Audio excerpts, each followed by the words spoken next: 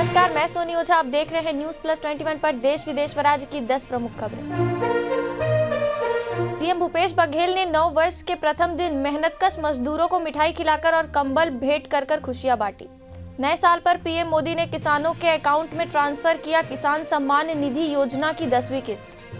जांजगीर में खड़े ट्रक से टकराए बाइक सवार, हादसे में 3 युवकों की मौत। महाराष्ट्र में 10 मंत्री और 20 से अधिक विधायक कोरोना पॉजिटिव।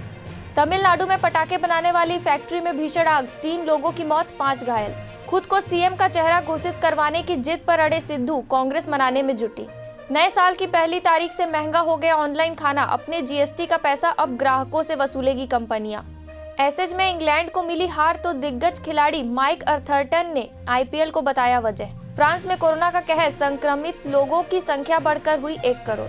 कानपुर में ठंड का कहर, हार्ट अटैक और ब्रेन स्ट्रोक से 8 और की मौत। ऐसे ही देश विदेश व राज्य से अपडेट रहने के लिए हमारे चैनल को लाइक और सब्सक्राइब करना ना भूलें। नोटिफिकेशन के लिए बेल आइकन जरूर दबाएं। देखते रहिए न्यूज प्लस 21, आपके हक की बात।